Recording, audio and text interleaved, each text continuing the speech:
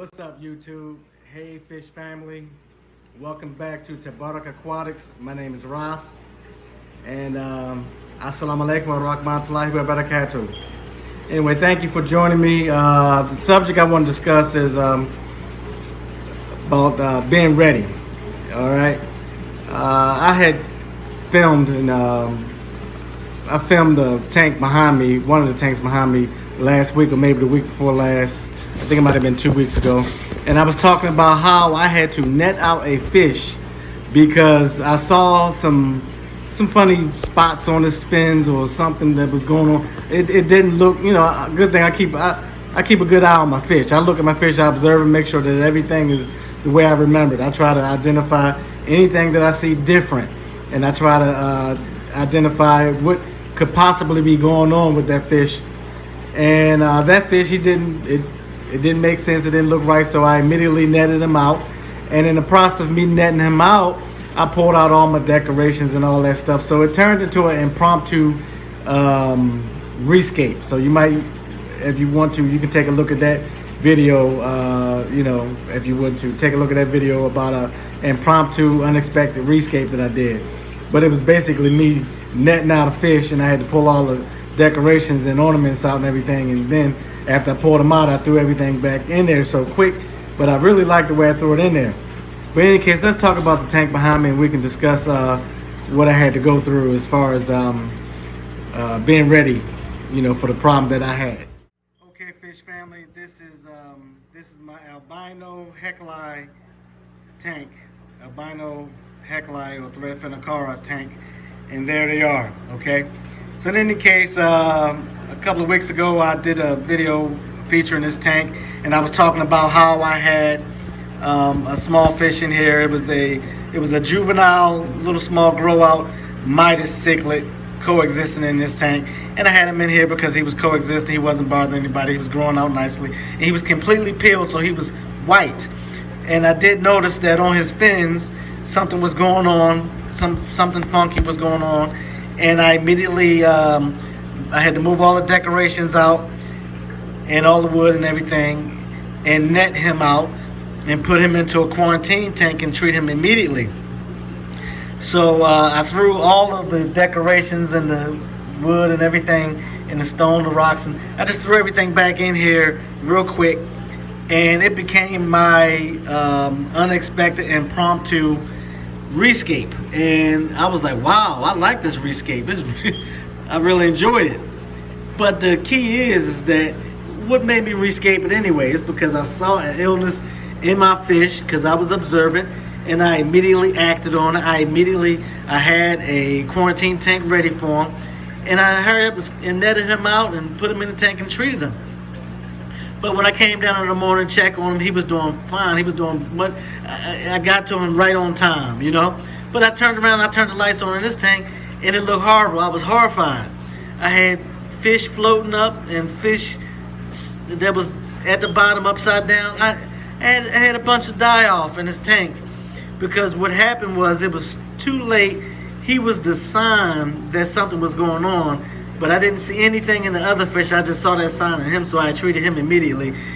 Instead of me treating the whole tank, I scooped him out, quarantined him, and treated him. So sometimes when I see a fish struggling and got a problem, sometimes what I do is I just treat the whole tank just on general purposes. This time I call myself being smart and economical by netting him out and just treating him alone. I probably should have just treated the tank. But in any case, I was ready. I saw the fish dying. I scooped out all the dead fish. There's my red-tailed Sternella pleco. I'm glad I still got him. And I got 3 leopard cactus plecos in here. I still got them. I still got my red fin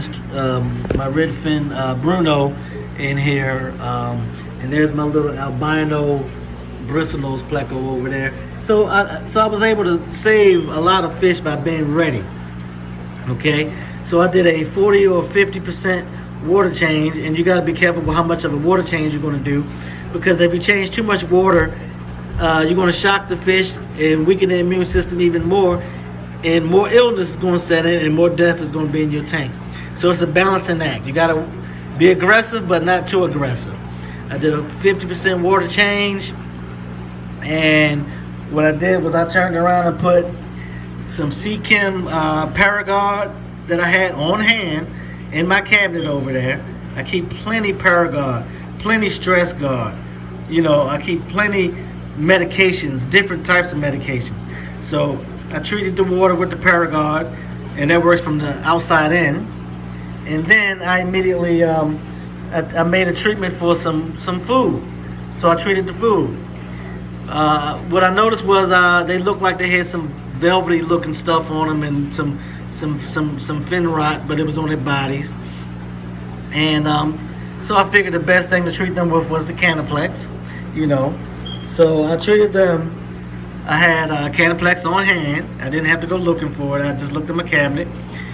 And I used 2 scoops of Canaplex I put 2 scoops of Canaplex in a mixture with 2 capfuls of this Garlic Guard here. And then I put 2 scoops of the Seachem Focus in there and mixed it all together, and then put the food in. After I had it all mixed up, then I put the food in and let the food absorb all of the medication for about 15-20 minutes, and then fed it to the tank. Now, the science behind that is that the Garlic Guard, it makes the food tasty, because the medication tastes nasty and the fish don't want to eat the food medicated, you know. So the Garlic Guard is kind of irresistible to the fish. So that's why I use Garlic Guard. And the Focus, the Seachem Focus, it makes it adheres the medication to the food. So it make the medication stick to the food instead of floating around, rinsing out in the water when you put it in the tank. All right. So I treated them and with that every day, and every 2 days I did a 25% water change and continued to treat the tank with the Paragard. Okay. So after, you know, so I halted the death. I fought it off, and the fish were doing better. They were getting better. But I noticed that, like, look at these little salton, the little slender ones that look like little skinny sharks. So those salton fish, I noticed that one right there. You see how he got Popeye? So I noticed that he got Popeye. Now what I was talking about was that you see the little white tips of their face, the little mouth rot they got on the tips of their face. So I noticed months ago that these fish had mouth rot, and I treated the tank with salt and stuff like that. It didn't do a whole lot of good, and they just had mouth rot for months. So I said, well, let me watch this and see what happened. Maybe it's not mouth rot. Maybe it's just them bumping their faces on the glass, or bumping their face on the ornaments. Maybe they're eating too aggressively and bumping their face or digging in the substrate or whatever. Because all the other fish, they weren't getting sick. They weren't getting mouth rot or fin rot. They were just, and these fish were just doing just fine. They were eating just fine. The mouth rot did not impede their eating at all. So in any case, just as soon as I said that, boom, I spoke too soon. A bunch of sickness broke out in my tank. But I noticed that their mouth rot is getting smaller and smaller. They're getting better. All the fish are doing great in here. Everybody's healthy. But that fish right there has Popeye. Now what am I going to do? He got Popeye. So I switched speeds. How do you switch speeds? You got to switch up on how you medicate the tank, okay?